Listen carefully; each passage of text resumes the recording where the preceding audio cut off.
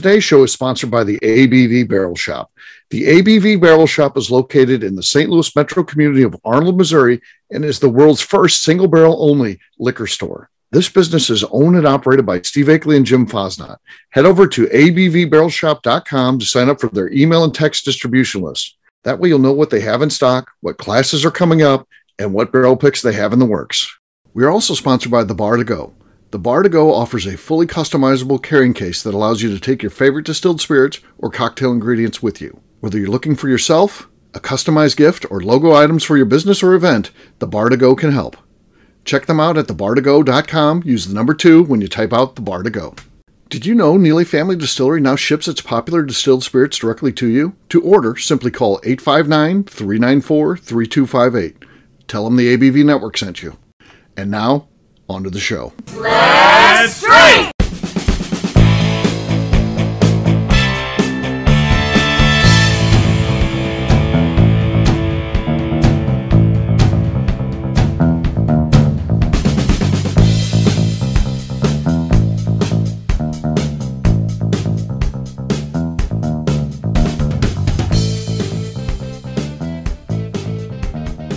Welcome to the Bourbon Daily, the podcast about everything bourbon delivered to you every day of the week.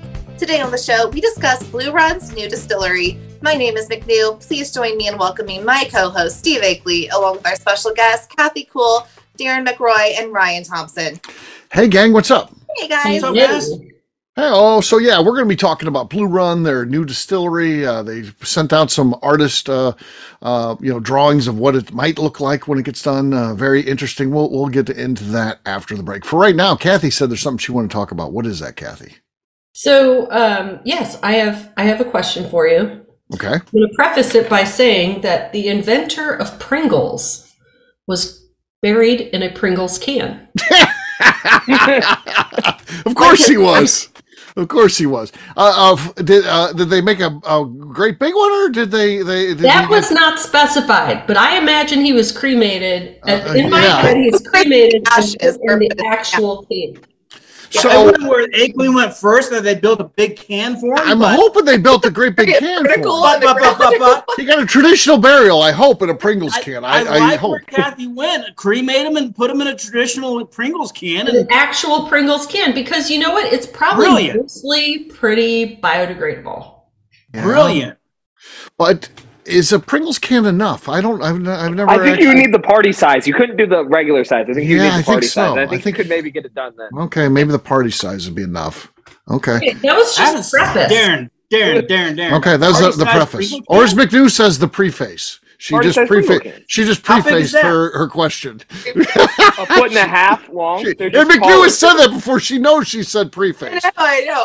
I'm going to preface my question by saying, what's a preface? Go ahead. Oh, sorry, Kathy. I hijacked your preface. So we can go two ways with this small talk, and I'll let you guys decide. Okay. We can either talk about which bourbon bottle you want to be buried in. Okay. Or we can say you cannot choose a bourbon bottle or a barrel. What other container do you want to be buried? I'll put those in it quickly. Yeah. Do you want to choose a bottle, or do you want to choose another container? I don't want to be selfish, so I'll throw it out there, and I'm going to leave it up to my comrades out there, and whatever they want to, then I'm down for it. It might be a 10th Mountain bottle. It might be something else. I don't know. Okay. We'll see. Okay. So obviously Ryan's thought about a lot of different containers he could be buried in, and he just has so many to choose from that it doesn't matter. It doesn't matter. It's clearly something weird that I've already thought about. Okay, go ahead. Tell us what. So you can actually turn your ashes into diamonds, and I want to be diamonds that my nieces have. And McNew, that's a really cool deal. Actually, I've heard about this before, and I think it's super cool. Yeah. But in case they don't want them, in case they think it's weird, you can just throw me in a larceny bottle. I'll be happy. A larceny bottle. Okay. That's her backup plan. Okay. Yeah. Fair enough. Fair enough. Yeah. Well, that's good. That's good. Darren, what about you? I think I would want to be in a not dry bottle, That would be the first requirement. It would still have to have a little bit left, just so you know. Nice. My ashes are having a good time. Call. And I would probably go with, just because it's cool, Blue Run bottle. A Blue Run bottle. Okay. Okay. Go with the butterfly on the front, and the ways that the lines curve through the bottle. Like, see a butterfly, they're going to be like, "Oh, Darren's here. There's a butterfly. A butterfly's on his bottle." They're going to. Oh, that's nice. Yeah. Well, he has peace now.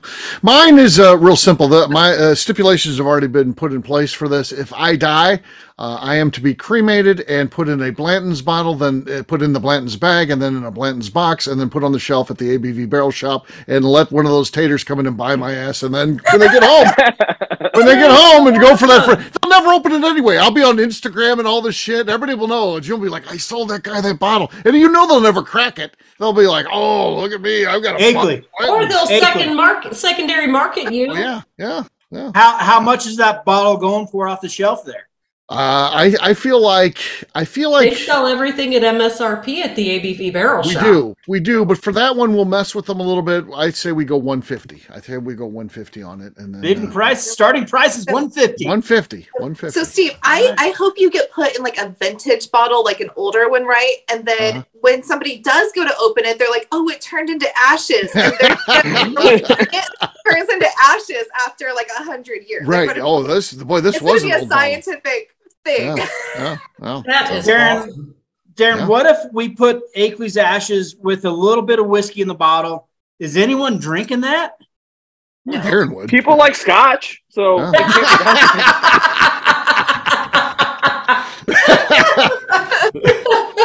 Fair enough. Well played.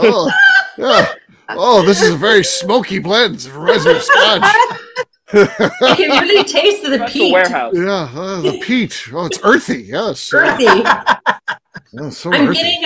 getting a bit of mushroom and marzipan. There you go. I'm getting some Key West and some Hawaiian shirt on this one. Well, Kathy, you asked a lot of hair note too. Yeah. Kathy, you asked the question. What would you do here? I really like the shape of the birthday bourbon bottle. Okay. Fair enough. Of the what bottle? I'm sorry, Kathy, say it again. The birthday bourbon. Birthday bourbon. Nice round trunk. Yes. I like a nice round trunk, no doubt. I think it would be fitting. Fair enough. All right. On that note, it is time to drink. What is everyone drinking?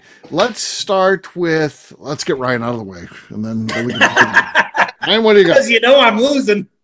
Yeah. But I am excited about this bottle. I brought a good lineup here, so I'm excited about this bottle. Since we are talking about Blue Run, I went with a Blue Label.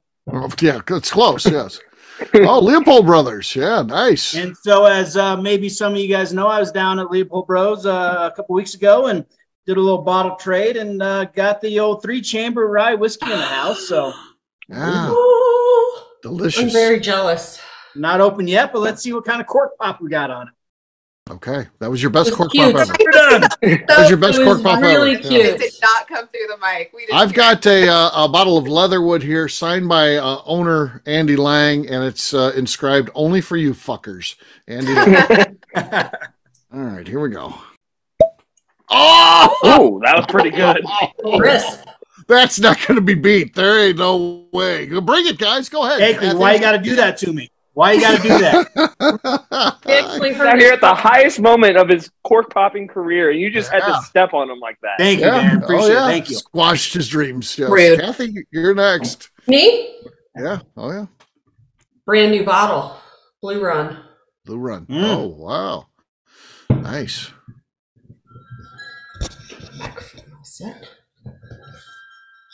What was that bell noise? It's my glasses. I was saying, is it the wind chimes or what? Oh my God! Yeah, it was the wind chimes. All my kids are over here, and they're like a 70-year-old woman and it's out in the breeze. Quiet on the set. Kathy's about to kick the dog. Okay. Yes. Oh.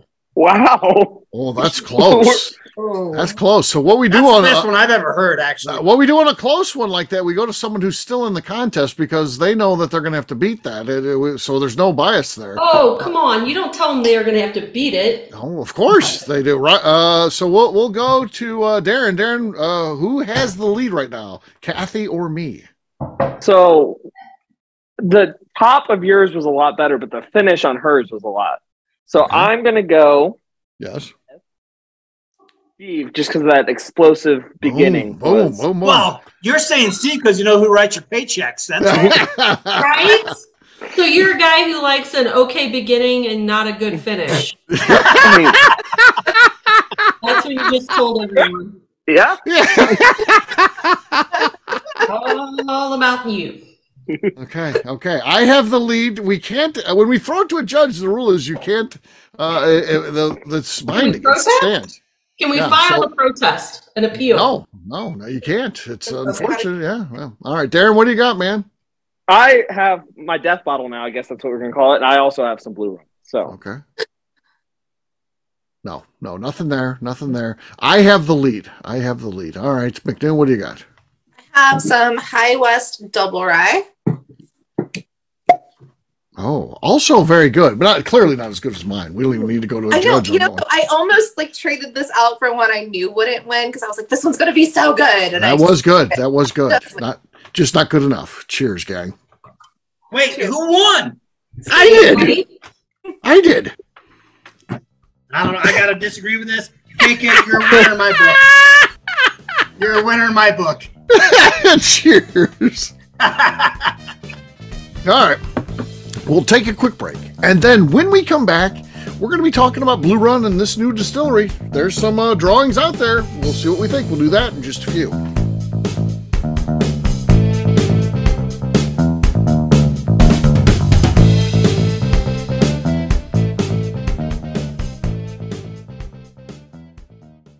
Let's talk about the people who make these shows happen. First up is the ABV Barrel Shop. It is the most unique shopping experience in the world of bourbon, as the ABV Barrel Shop only sells single barrels. Owners Steve Akeley and Jim Fosnot select. With over 100 distilleries on board to sell us barrels, we are home to the most unique and diverse barrel pick selections in the bourbon world. By signing up for our email, you will always know what we have in stock. In addition to the single barrels, we'll have a gift shop featuring ABV Barrel Shop as well as ABV Network merchandise. We are partnering with vendors like Art Eatables and Old Man Bay Signs to bring you unique items you can't find anywhere else.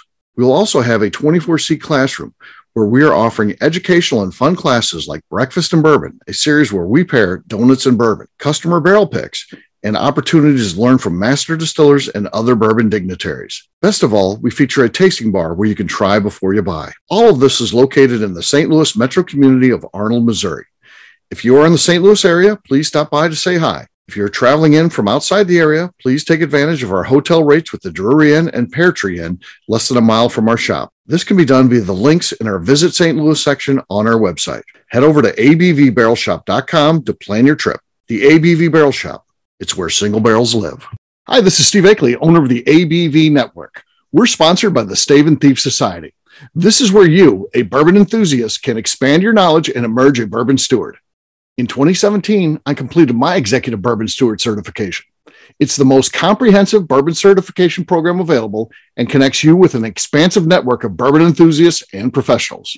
Check out the full listing of in-person and online certifications and join the society today by enrolling at staveandthief.com. Okay, let's talk about the Neely Family Distillery. In 2018, I met Royce Neely at an industry event.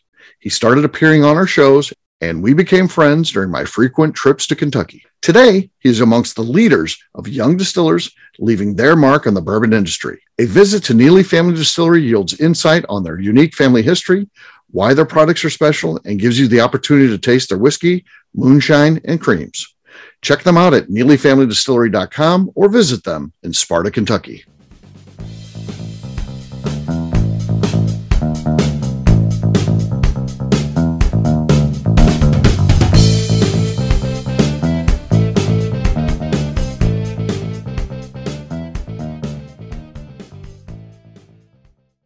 Hello, this is Danny Kennard, and I'm recording on the ABV Network. Welcome back to the Bourbon Daily. Today we're talking about Blue Run's new distillery. Yes, we are. So the drawings are out there. What do you guys think? What do you think? Stunning.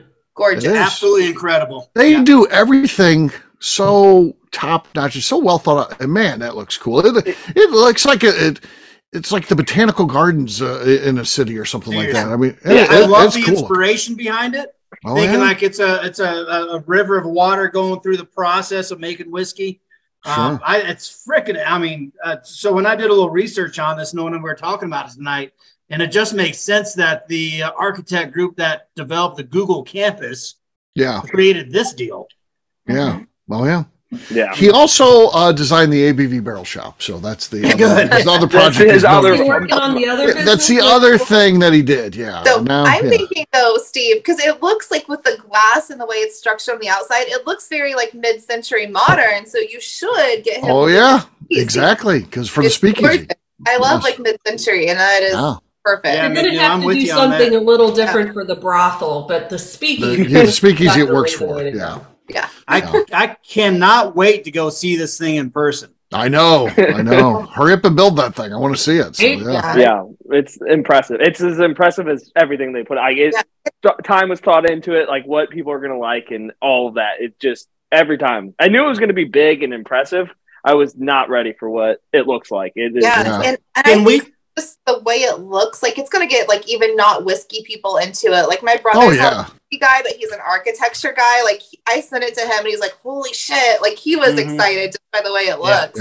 Yeah. That's cool. What's the investment? What's it cost to build this? How many acres is it on? What's going on with all this? Do you guys know the backstory on it? I forget what. I thought it was like a cool 50 million. I thought their budget was 50 million. I thought they were 50 million for their budget. 50? Okay, it might be 50. And then who's behind it all? Do you guys? I don't know the story at all. Oh, it's executives from Nike and Google. So the Google connection is there. So yeah. Okay, I didn't know that. Okay, great. So it's speaking of Nike, they were founded by a 10th Mountain vet, by the way. Oh yeah. There you go. So just FYI. Yeah. So, so it's a very cool thing. They've outdone themselves with the design. Can't wait to get in there and see what they got going on. So these guys started in 2020. Is that right? Yeah. They've only been out since 2020 Yeah. And I knew them before that in San Francisco.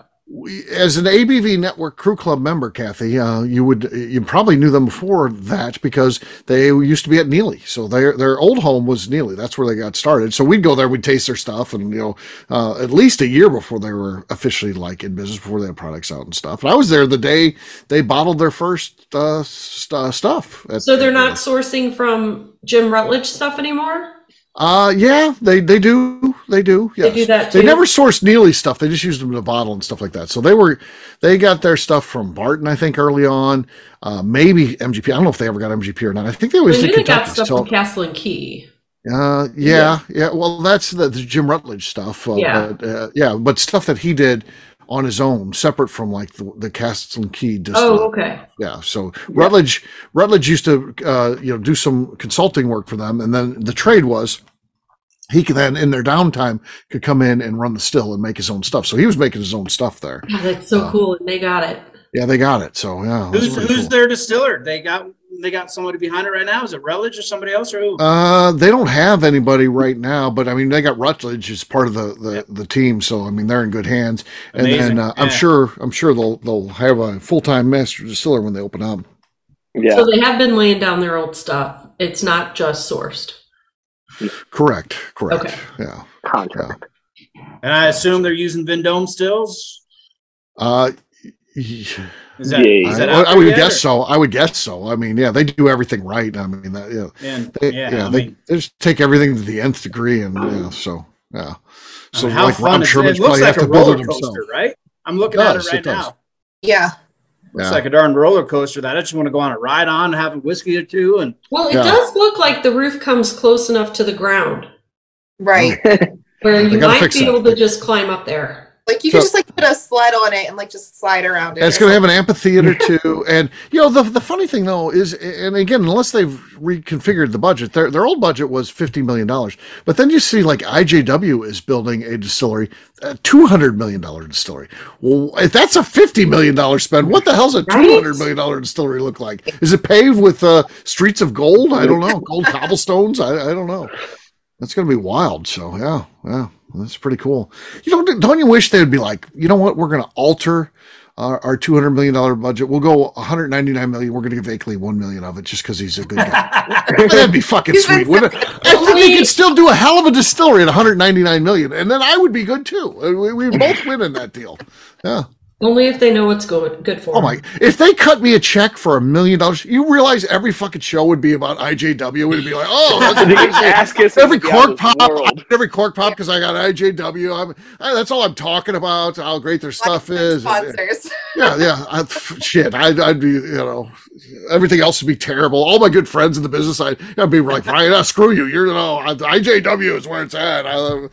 Fuck. I'd be terrible. Yeah. That's not going to happen. I'd be a terrible person. He's gone. Leaving. Yeah, well, on that note, Ryan's just quit. He's quit the network. So I'm out. So on that note, we better wrap this one up. IJW is trying to call me. So all right, Darren, where can people find you? You can find me on Instagram at the Bourbon Adventures. Also, several days a week, and whenever I get bored, at the ABV Barrel Shop. Fair enough. Kathy. You can find me on Instagram at KK Cask Strength. All right, Ryan. Across all socials at 10th MTN Whiskey, and our website's 10thwhiskey.com. That's 10th whiskey with an E. And probably at Blue Run the first week they open, because I want to check this out. So yeah, he'll be there. McNew. I'm on Instagram at McNew ABV. For me, I'm an easy guy to find. I'm at Steve Akeley on Twitter, Instagram, or Facebook. I've got a website, steveakeley.com. We've also got a company website. That thing's abvnetwork.com. Check it out. Everything that we do is out there. We have all of our previous shows. We have Bourbon Zeppelin out there. We've got quick bourbon notes, so much more. abvnetwork.com. Come by and see us. We've got so many barrel picks going on. Just if you want to just keep up to date so you know what's going on, maybe coordinate a visit, sign up for our email and text distribution at abvbarrelshop.com. McNew, anything else to say before we get out of here?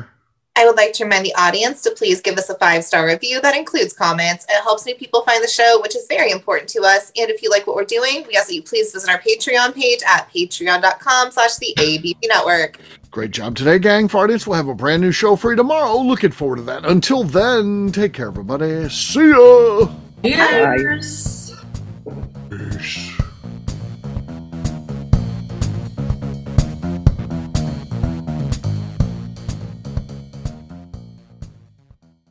Before we finish the show, let's talk about some great companies that support the ABV network. First up is Moonshine Still Pro. Moonshine Still Pro has a full line of products to help the home distiller.